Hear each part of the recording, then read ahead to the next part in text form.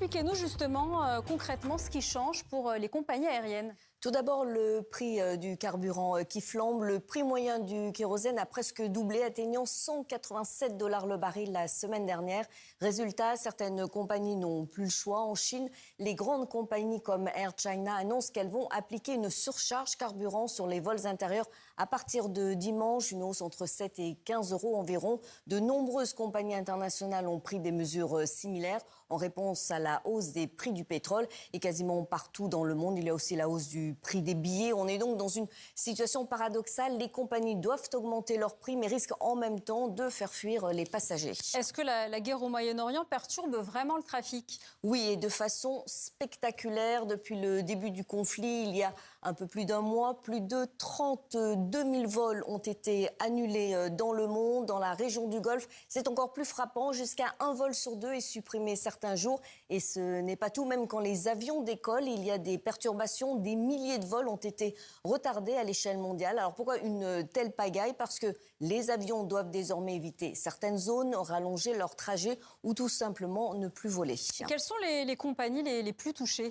Clairement, les compagnies du Golfe sont les plus impactées. Leurs hubs, Dubaï, Doha, Abu Dhabi sont des carrefours mondiaux. Or, ces plateformes ont été quasiment paralysées au début du conflit. Des gens comme Emirates, Qatar Airways ou Etihad ont dû suspendre des vols, rapatrier des passagers, revoir totalement leur route. Les A380 d'Emirates et leurs 600 sièges qui atterrissent à Dubaï volent parfois presque à vide. Et au-delà de la région, même des compagnies qui ne desservent pas le Moyen-Orient réduisent leurs vols. Tout simplement, on l'a vu, à cause du coût du carburant. Et selon une figure du secteur aérien, il dit « Je comparerai la situation actuelle aux crises que nous avons connues après les événements tragiques du 11 septembre qui ont affecté le trafic transatlantique ou à la crise financière mondiale de 2008. » Merci beaucoup Pascal. Gérard Felzer, vous êtes d'accord? Est-ce que la situation est comparable à celle de l'après-11 septembre? Oui, on s'en approche en tous les cas. C'est vrai qu'il y a une crise au niveau mondial. Les compagnies américaines d'ailleurs ne sont pas épargnées. Les trois principales compagnies cumulent 400 millions de dollars rien que pour le mois de mars. Donc on voit bien qu'il y a des impacts qui n'étaient peut-être pas prévus ou calculés façon Trump. Donc ça se retourne un petit peu. Et maintenant, tout le monde cherche à savoir comment on va s'en sortir. Bon, pour les compagnies du Golfe, elles sont soutenues, elles sont financées par les gouvernements, donc je ne suis pas trop inquiet, elles vont s'en remettre. Mais ce qui va être remis en cause, c'est la notion de hub, par exemple. Le hub de Dubaï, par exemple, a multiplié par 8 ou 10 le nombre de passagers en 25 ans. Et ça a engrangé derrière une activité de tourisme qui est pour le coup touchée également.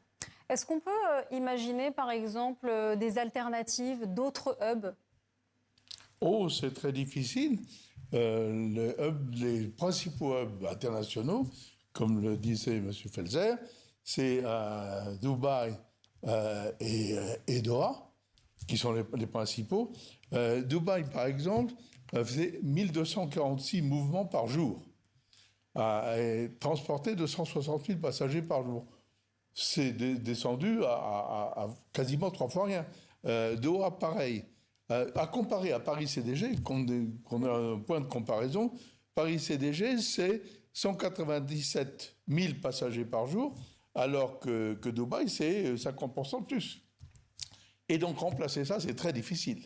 On ne peut pas imaginer des hubs alternatifs en Asie ou en Europe, par exemple? Il y a Istanbul, probablement, qui est le premier sur la ligne, on va dire. On travaille sur des trafics qui vont entre l'Europe et l'Asie, basiquement. Et entre l'Europe et l'Asie, pour s'arrêter, il n'y a pas tellement d'endroits. Si on sort les hubs du Moyen-Orient, il reste grosso modo plus que Istanbul, et puis peut-être des vols directs en Europe.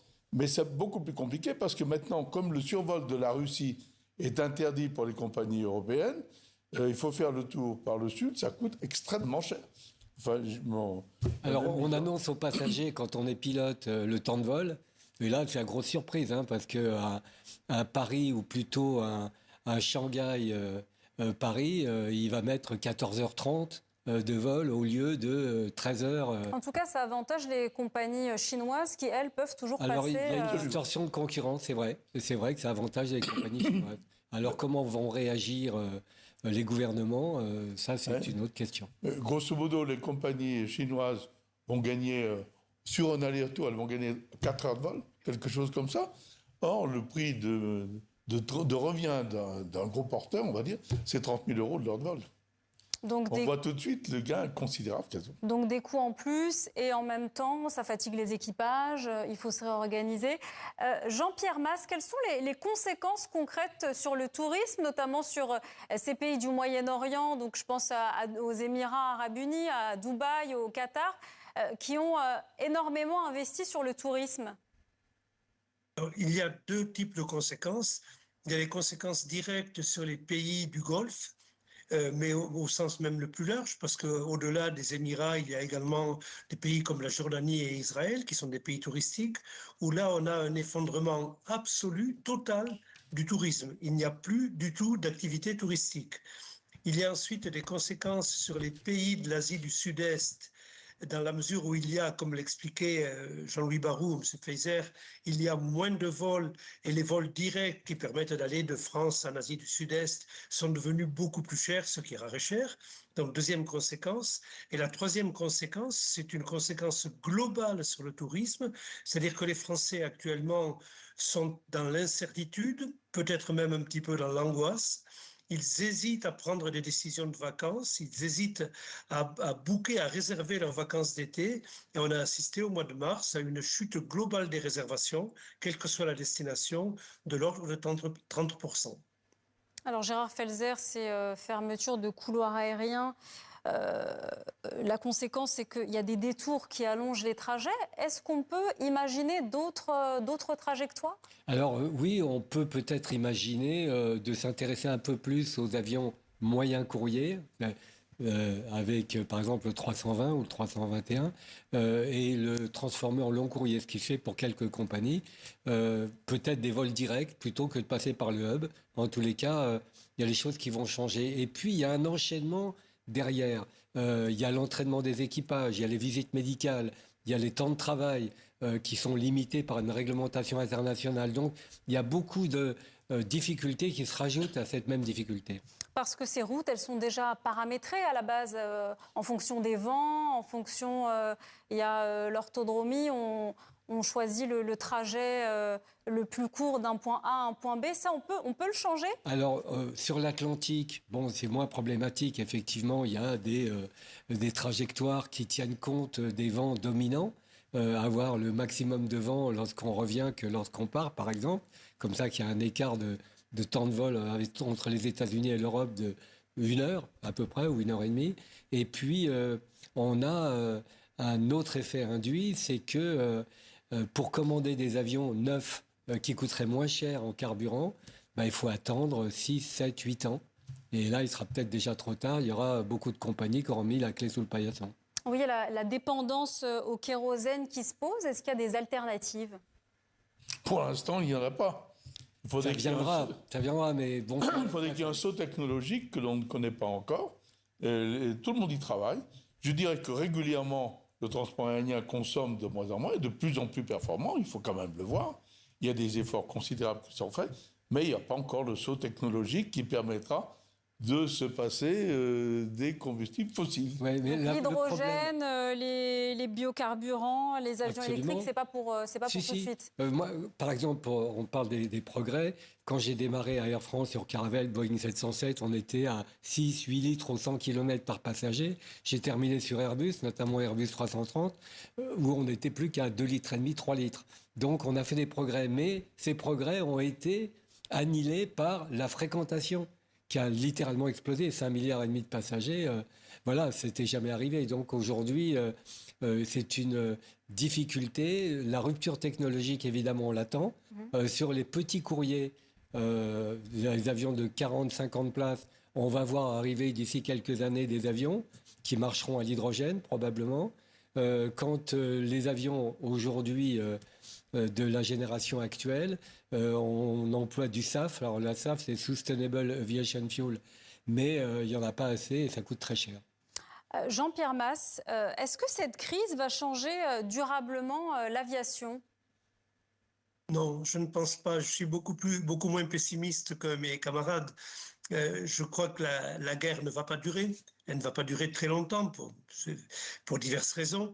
Et le consommateur, quel qu'il soit, en France ou ailleurs, n'a pas de mémoire.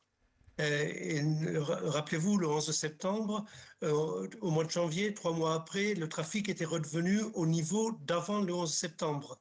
Donc, il n'y a pas de mémoire. Et les hubs du Golfe reprendront leur niveau d'activité et les passagers reprendront leur niveau de voyage. En revanche, il y a un élément qui est quand même important, c'est le prix du kérosène, le prix du pétrole.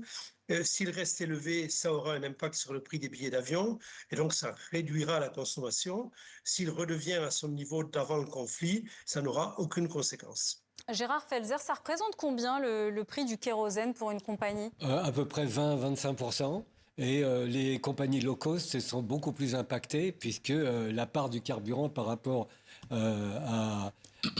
aux opérations traditionnelles des compagnies régulières est beaucoup plus important. Est-ce qu'aujourd'hui, ces compagnies, elles peuvent absorber ces coûts? Alors, les compagnies du Golfe, oui.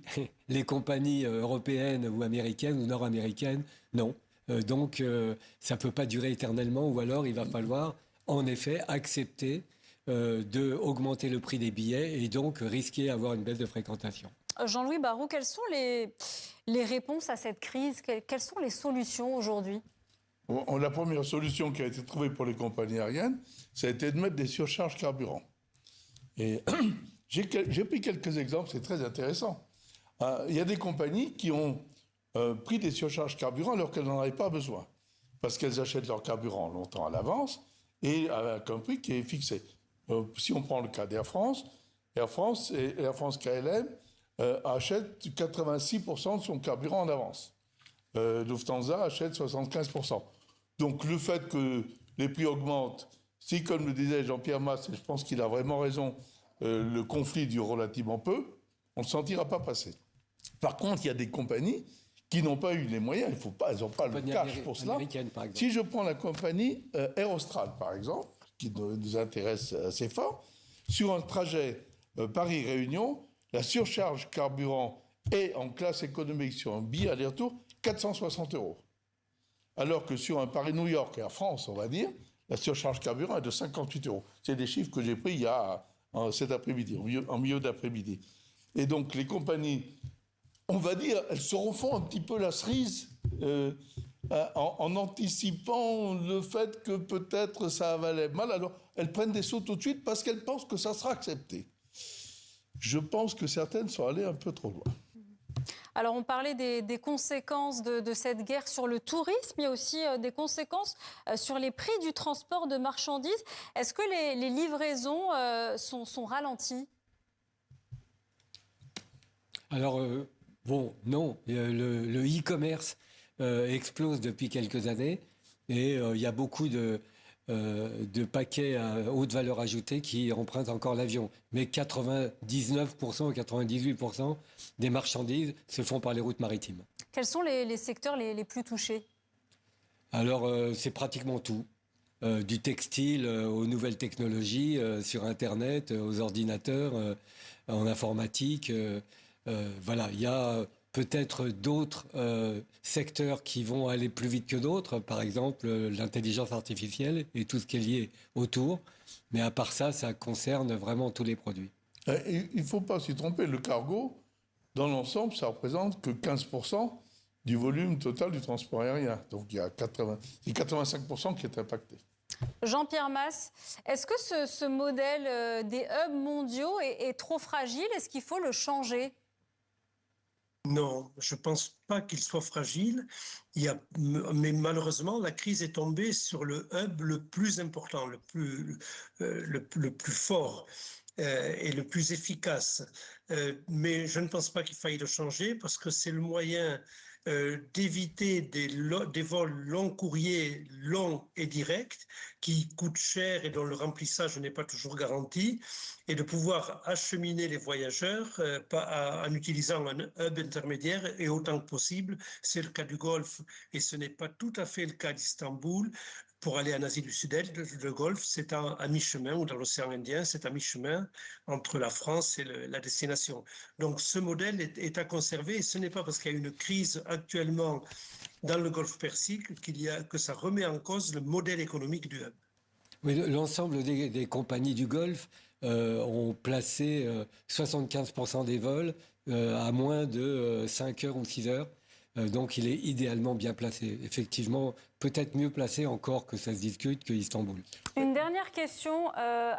Avec la fermeture du détroit d'Ormuz, il y a la question de la pénurie qui se pose. Est-ce qu'on risque une pénurie si la guerre se prolonge? Ah bah, si la guerre se prolonge, oui, là, mécaniquement, il va y avoir des soucis à se faire.